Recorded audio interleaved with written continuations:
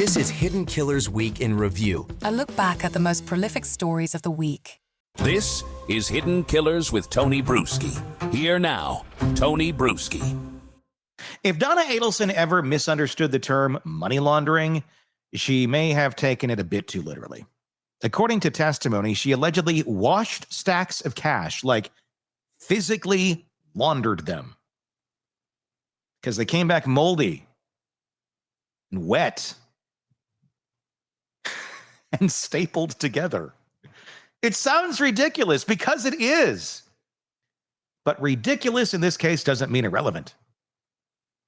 This is where the case against Donna crosses from calculated into chaotic. Because while signing fraudulent paychecks is one kind of red flag, putting bundles of wet money through spin cycle is another entirely. It screams panic. It screams, I know something bad went down, and I'm not quite sure how to handle it. In a case where prosecutors are trying to prove consciousness of guilt, behavior like this lands like a hammer. But that's not all. But wait, there's more. Add to that her attempted flight to Vietnam, a non-extradition country, and suddenly you're looking at a pattern. She didn't just sign checks and stay quiet. She reached, she moved, she tried to run. Those are not moves of someone confident in their innocence. These are the moves of someone who sees the walls closing in and decides it's time to bolt. Eric Faddis, defense attorney, former prosecutor, joining us again to continue the conversation, and I've got questions to ask. What does this kind of bizarre panic behavior tell you about the defendant's mindset, and how much weight do jurors give to actions that seem absurd on their face but fit perfectly into the larger narrative of guilt here? Let's get into it. It's certainly problematic, and it allegedly came from the mouth of Donna Adelson's son, Charlie, who's already been convicted for being a part of murdering Dan Markel. This is another direct connection related to the financial piece of this murder for hire plot that implicates Donna Adelson. And then you look at the attempt to go to Vietnam, which is a non-extraditable country. There aren't a ton of those. That's one of them. All of those things begin to look like, wow, she saw the writing on the wall and she was trying to get out of Dodge and they stopped her at the last minute. You've been doing this for a while. Have you ever had a client or heard of anyone, any colleagues, where someone has literally put money in the washing machine to launder it? That part is very peculiar. I've literally never heard of that happening. What was the purpose of that? To try to remove fingerprints, to try to remove DNA? It just seems like amateur hour a little bit. If you're talking about sophisticated criminals, they're probably going to chuckle if someone suggested that. And so I thought that was kind of a bizarre piece of evidence, and but suspicious, clearly. Like, why would anyone do that?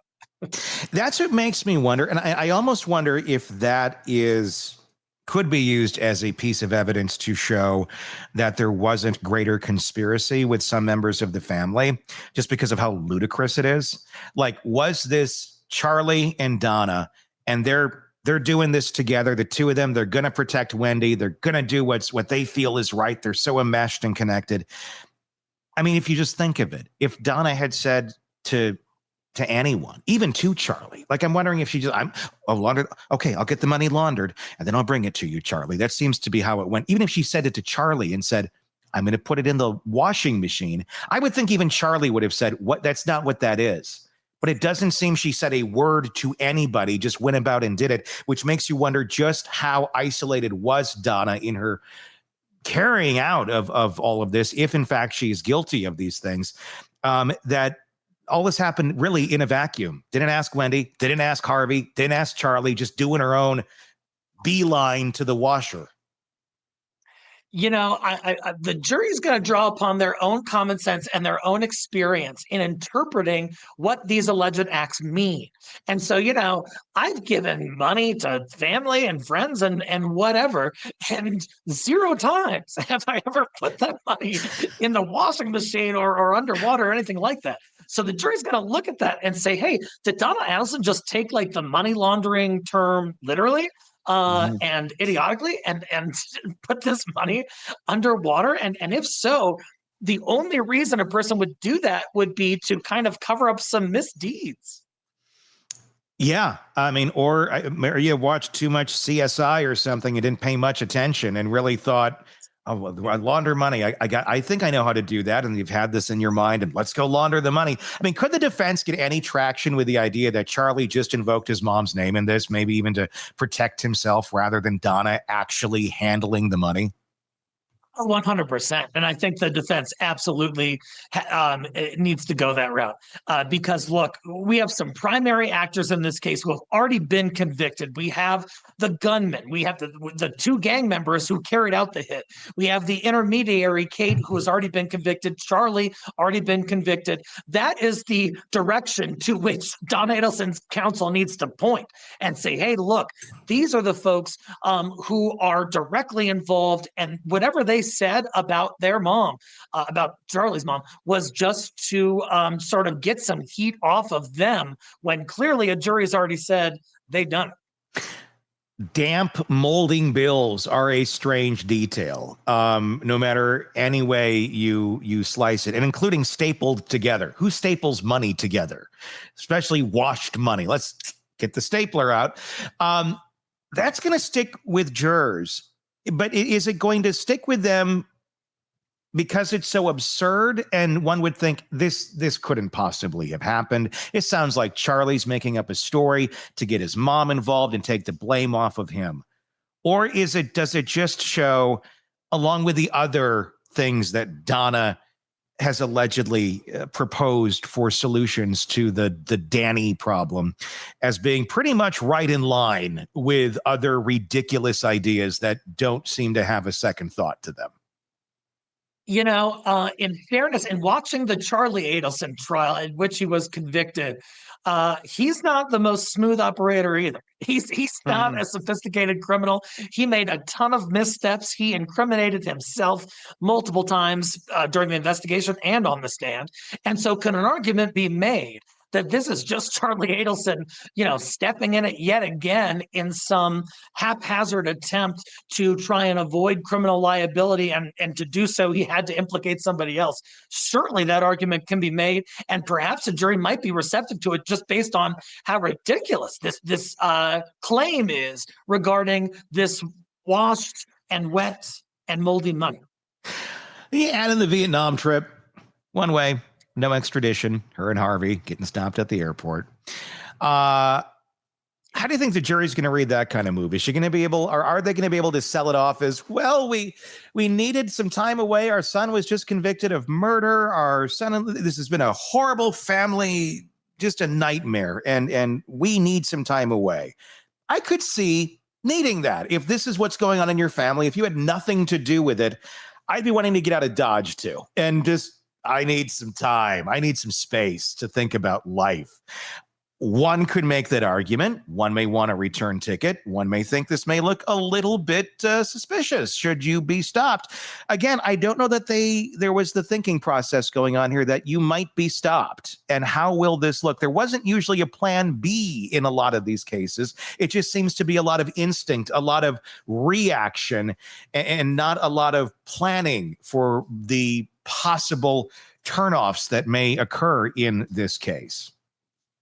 Oh, totally. And I think that that's one way the defense might style it. They might say, hey, look, Donna Adelson's not a criminal. She's not this mastermind who's making these brilliant moves during the pendency of this whole saga. She wanted to get out of town due to this family tragedy. Perhaps they even argue that, hey, maybe she saw some heat coming her way and she was scared, and and an innocent person who thinks they're going to be railroaded for something they didn't do, that would be an equally plausible motivation to leave that area. And that's an innocent motivation. And so I think that the defense has some outs in terms of how they play it in closing. We're not hearing a whole hell of a lot on cross from the defense of Donna Adelson, where these specific arguments that we're theorizing could be made be made. I mean, yes, they still have their turn to go. Maybe they're just saving it all for them, but are they missing opportunities? Is Donna Adelson's doppelganger attorney really missing some opportunities here to shout of Donna's innocence? I think that there were some missed opportunities. Yes. I think defense has to be cautious. You got to be careful because sometimes less is more. Keep in mind, prosecution has the burden. And so you don't want to go down some road that turns out to have a landmine and blows up in your face. And now your case is worse. And so perhaps they're just being very cautious. I think overly cautious. I think they've got to come with it a little more in terms of presenting their theory, presenting their theme, but you don't want to overdo it either. That's true. I mean, we've seen a lot of cases recently where the prosecution goes and a lot of folks think they nailed it. It's going to be going down. And then they don't present any sort of defense. And guess who wins? The defense. I'm wondering if that's, I don't know that it's going to play out that way here, but I'm wondering if that's how they're thinking right now. Very well could be, but usually in those cases, my appraisal is that defense scores points. They score points in cross-examination. They score points in the prosecution's case in chief. You don't want to do any damage, but you got to go on the offensive a little bit out there. And in my review, they haven't scored a ton of points yet in terms of bringing up stuff they could have brought up, especially with that intermediary Kate. There's a lot that they could have done to make her look horrible, like this murder for hire plot intermediary. And I feel like they held back a bit on it. There is something unforgettable about the large, damp, stapled together bills allegedly being air dried in the family home after a murder. It's a kind of detail that lingers, not just because it's insane, because it's oddly specific. It sounds like the punchline to a joke, but in this courtroom, it's a red flag waving in neon. Sure, you could try to argue that Donna was just eccentric, maybe a little unhinged. Maybe she genuinely thought laundering meant, well, doing the laundry. When you pile that on top of the secret payments, the flight attempt, the mountains of circumstantial evidence, it doesn't look innocent. It looks reactive. It looks desperate. It looks like someone trying to scrub away guilt, one soggy dollar at a time. And jurors don't need a PhD in forensic finance to get the message, even though they do have a person in forensic science giving them answers. They just need common sense. Because who throws bundles of cash into the washing machine with Tide Pods unless they're trying to erase something they can't explain? Or can they? Coming up, we're going to tackle the bigger question. Was Donna Adelson the mastermind behind this entire operation, or just a controlling mother caught in the gravitational pull of her own family's dysfunction? Either way, the stakes are about to get skyrocketed. Be sure to press subscribe so you don't miss that. Wherever you are listening or watching us, you can search Hidden Killers with Tony Brueski on any podcast platform or on YouTube to find us there. And join in the conversation, especially on YouTube in those comments. We love to see them and hear your voice. So please do that. Until next time, I'm Tony Brueski. We'll talk again real soon.